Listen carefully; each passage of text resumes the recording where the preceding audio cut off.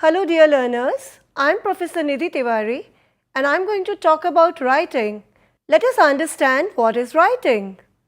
Learning to write is one of the toughest landmarks in language learning. One of the reasons for this is that writing involves the use of multiple abilities at the same time.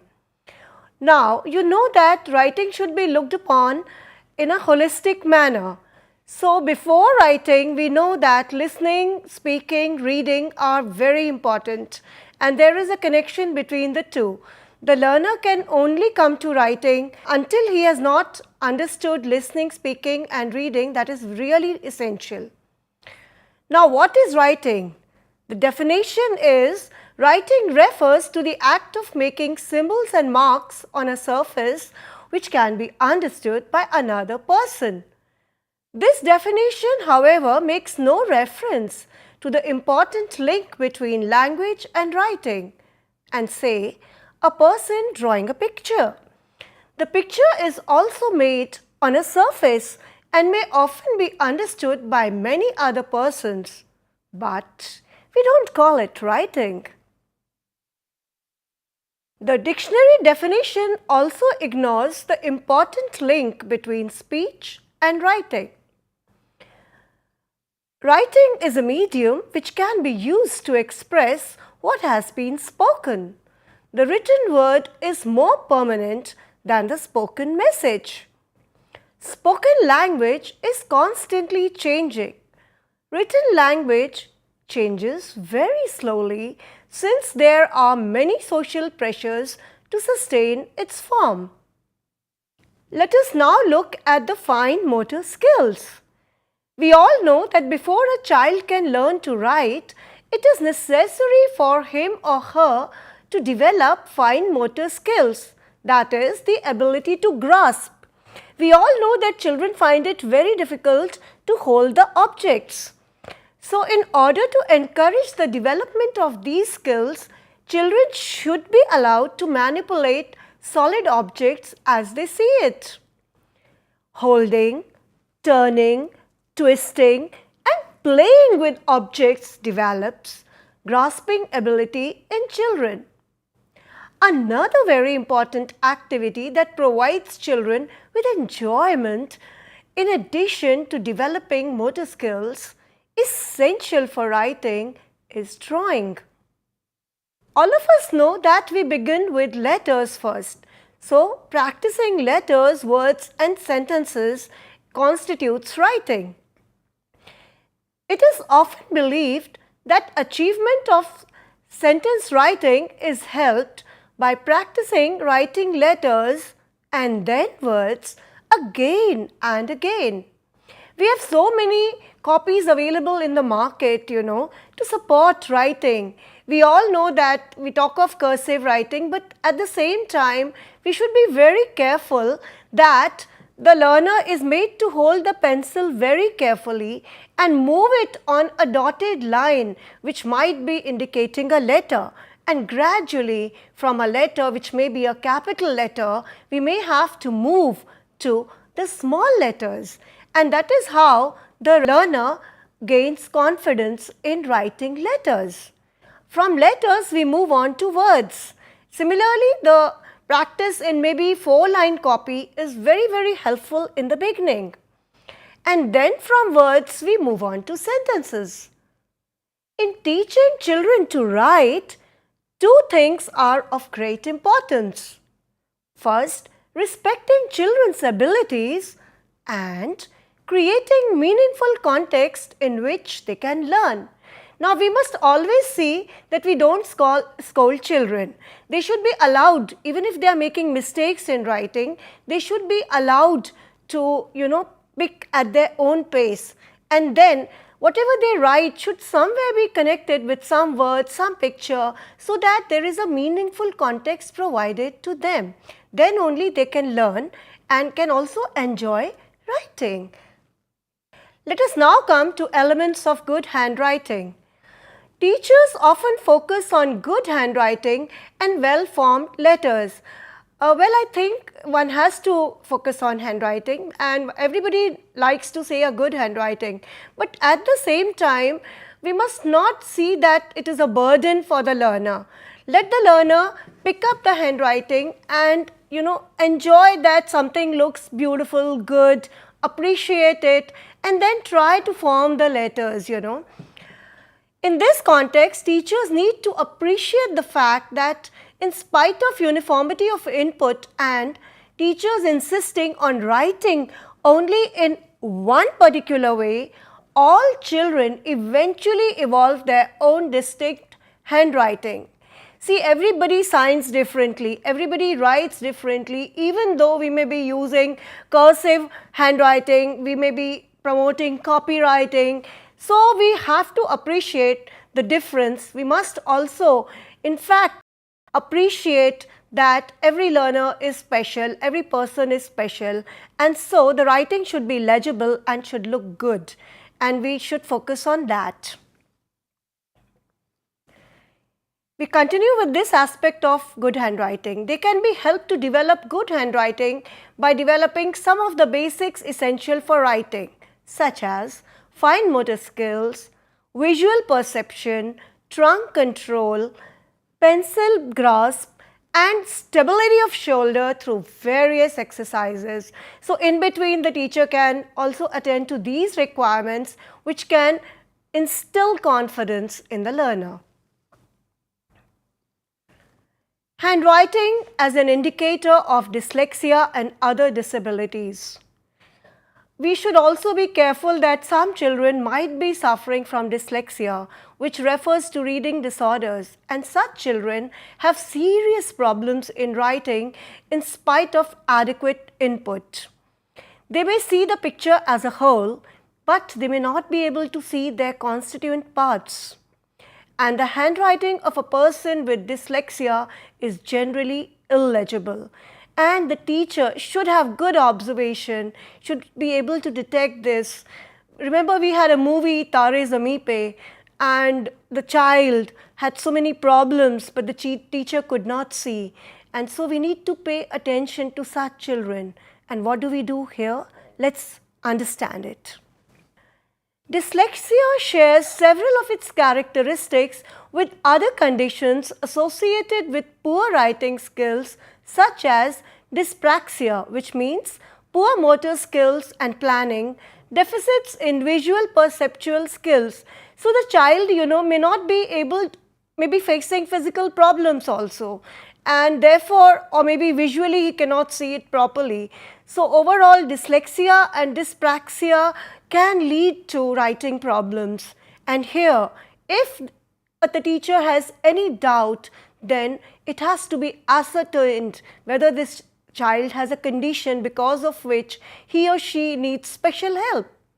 And then it becomes necessary to seek the help of experts such as occupational therapists, and they may be able to really look into the requirement of this special child. Now let us come to the characteristics of good writing. Our written language is expected to conform to certain rules of spelling and grammar. And when our children come to the primary classes, especially class 4th and 5th, then by the time spelling and grammar is focused upon. And when they graduate to writing short paragraphs, it also involves establishing links among different sentences. All these help in creating meaning, and meaning making is really an integral part of language learning. In evaluating children's writing, teachers tend to look for spelling and grammar mistakes.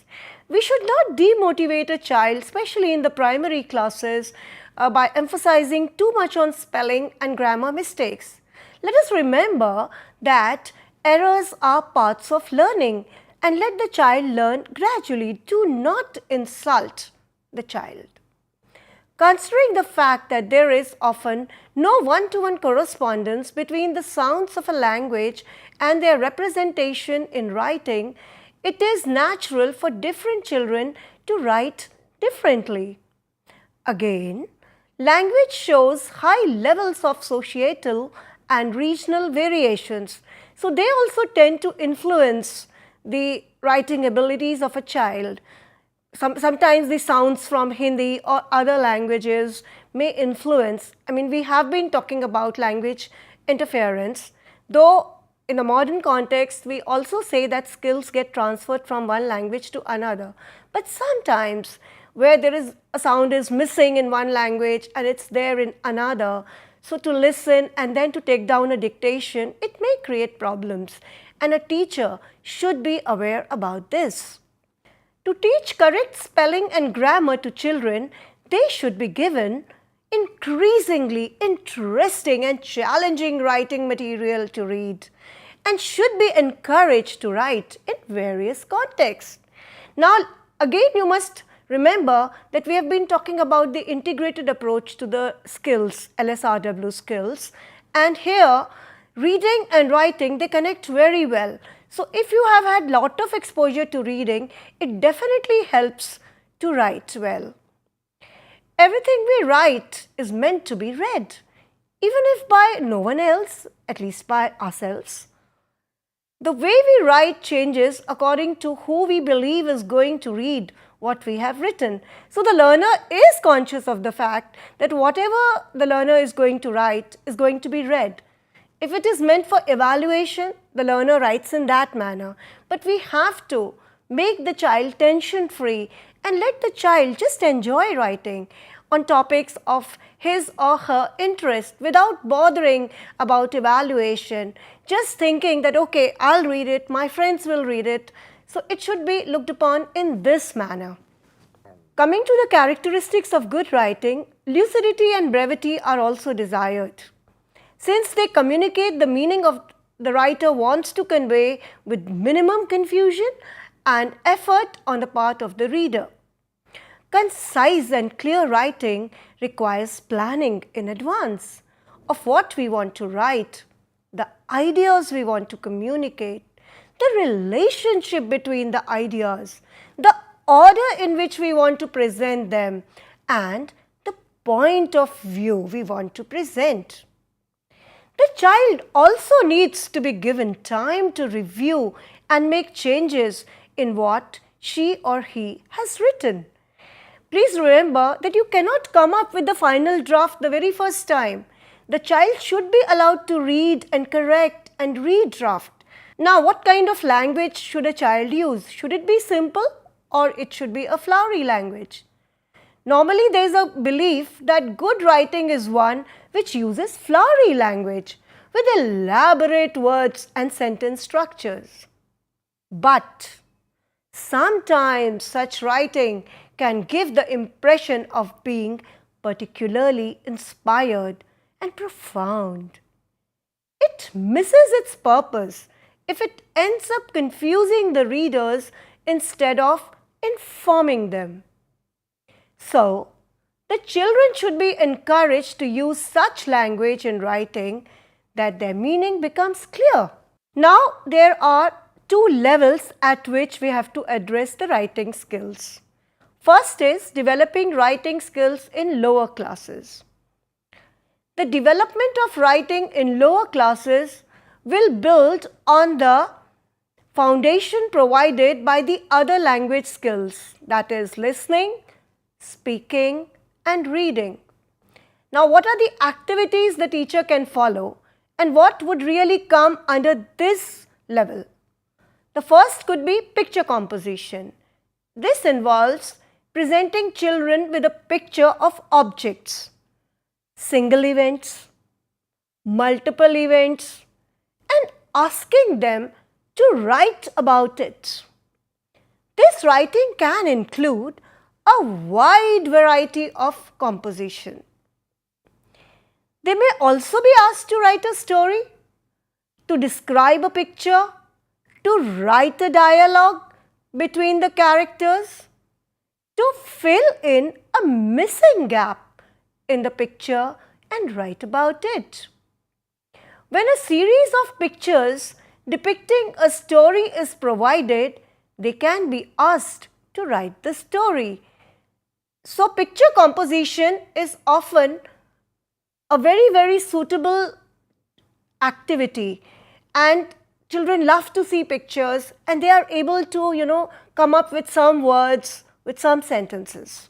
Now there is a picture composition task here before you.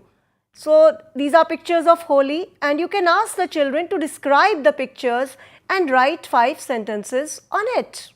Other activities could be developing stories from given outlines. Children can be given rough outline of a story in the form of a series of words and phrases and then asked to build a story using these words and phrases. Please remember that at this time, they should be given some support words along with the pictures, some phrases, sometimes few sentences, especially when we are in the lower level, that is just the primary level, class 1 to 5. Another could be independent writing. Children can be asked to write about something that they evidently show great interest in or something that they talk about a lot. This will not only help to develop writing skills, but may point the teacher towards more techniques for facilitating learning.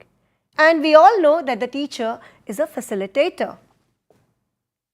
What could the topics related with independent writing could be? We can show them some animals, some pets, and they can be asked to collect the picture of the pet animals and such pictures can be shown. They can be asked to write the names of these animals. If they display more abilities, they can come up with some small sentences on these pictures of animals. Other activities could be continuing the story. Children can be told the beginning of a story and can be asked to write what they think happened next. So they can be made to guess what could come up, and we can have different endings to a story, you see. Dictation, of course, is commonly used. The teachers speak aloud some words and ask the children to write them to see if they are able to link the spoken sound to their written forms. This is, of course, a very common classroom activity. The teacher can let children talk about a topic of their interest and write down what they have said. This will clarify the communicative purpose of writing and will link between speech and writing. While teaching children to write, the teacher must allow children to express their own views. Higher forms of writing. Now this is the level which is from class 6 to class 8, and what comes under this form of writing is paragraph writing, letter writing, essay writing, story writing and poetry writing.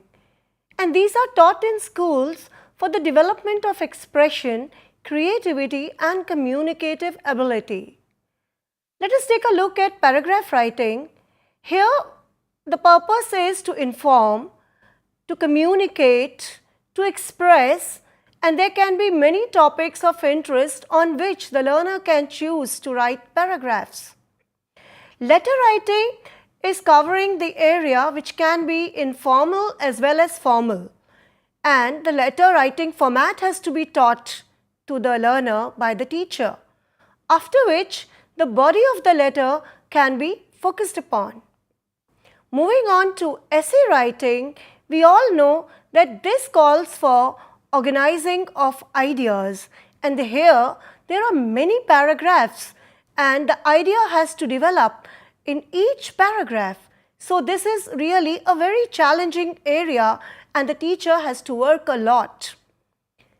Moving on to story writing, this is a very interesting area and we have already spoken about it in the earlier slides, that how children can be encouraged to write stories using pictures, and later the story can be narrated by the teacher and they can be asked to provide different endings to it, and then those ideas can be compiled by the children and later can be written down.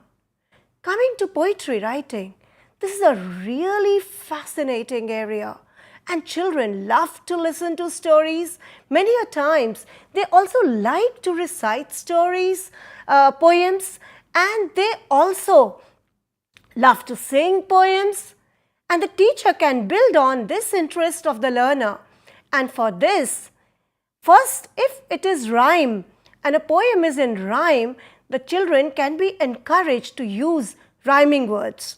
So, if the child has come across words like sun, then they can be asked to provide some other rhyming words, some and something some or sun, moon, something like that, which connect with the planets, you know. Then we can move on to pictures. Here the children can be asked to draw the picture of a butterfly.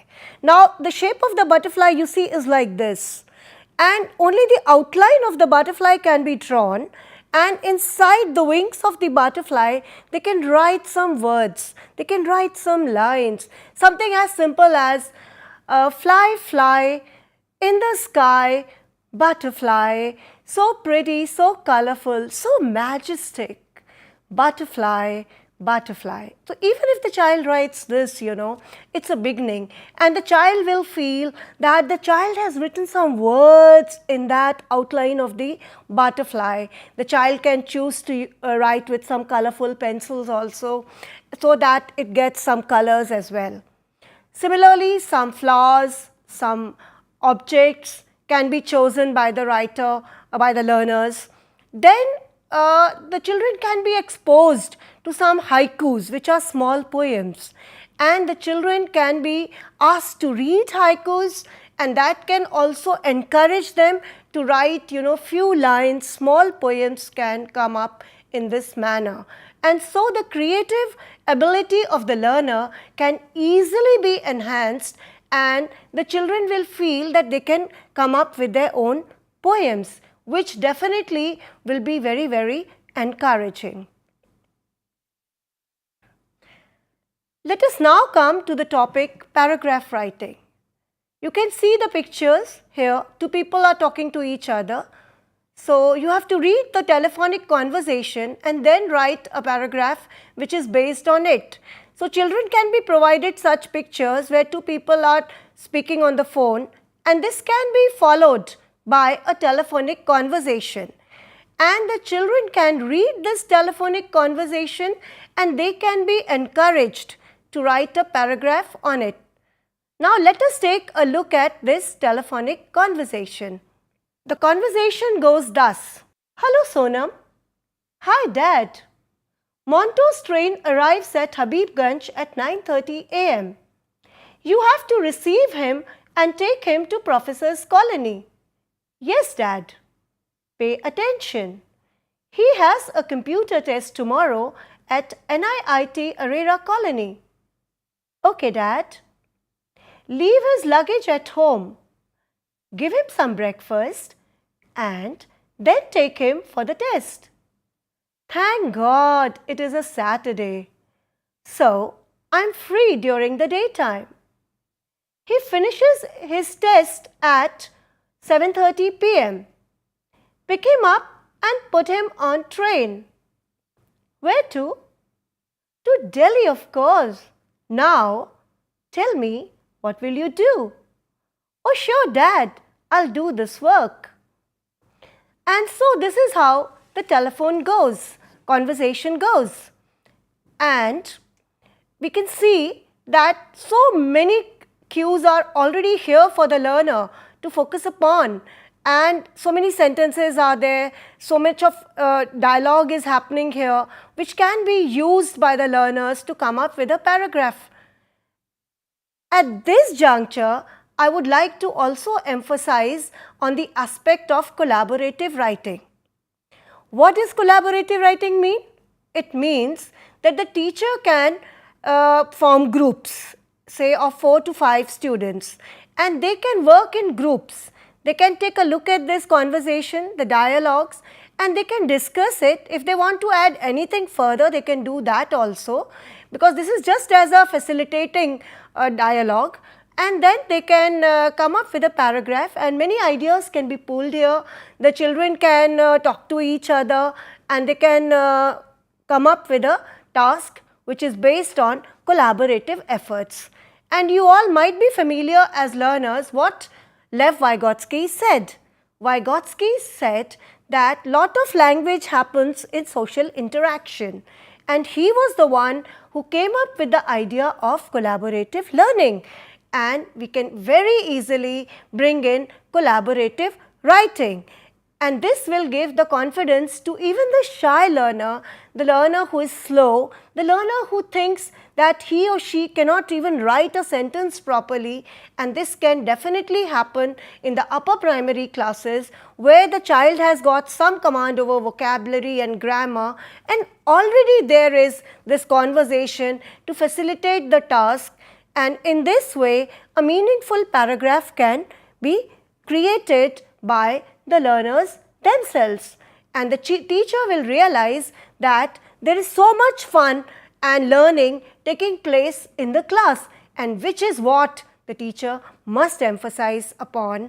And this is how the learning is definitely going to be promoted, and it will instill confidence in the learners, and writing will no longer be regarded as something boring or difficult, and how to get the right ideas or the vocabulary, and maybe later may lead to independent writing as well, where they may not have to depend on cues provided by the teacher in the form of words or phrases or sentences.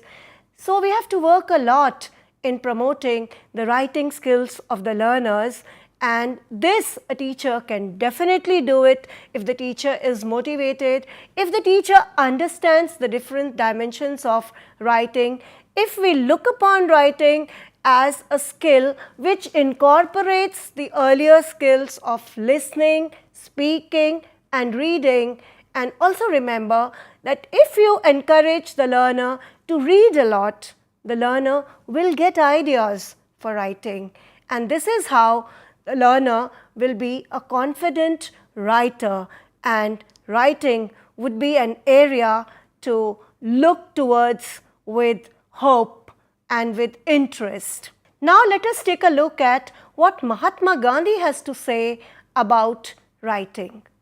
Mahatma Gandhi says, "I saw that bad handwriting should be regarded as a sign of an imperfect education." Why did Mahatma Gandhi say so? You might be aware that there was a time when Mahatma Gandhi's handwriting was not good, and he became conscious of that fact, and he saw to it that he improves his handwriting.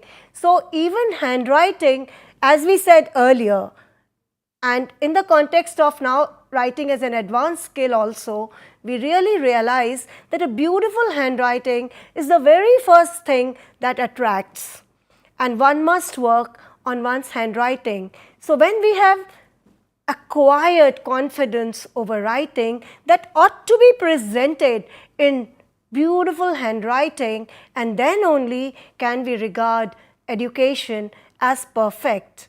And this is where Mahatma Gandhi's words are really so inspiring. So learners, I'm sure that you have benefited from what we have spoken about. There were so many things we have addressed as far as writing skills are concerned. You have understood that writing skill is really an integrated one. It involves the earlier skills of listening, speaking, reading, and then we come to writing. You also know what are the characteristics of good writing. You also know how to pay attention to the special needs of dyslexic children. You also know what are the levels to be attended to, what needs to go in at the lower level, what needs to go in at the higher level. And finally, I'm sure Mahatma Gandhi's lines must have inspired you to think along the lines of perfect education and focusing on writing. I'm sure you must have benefited after listening to all the views and ideas that I have brought to you in this writing skill.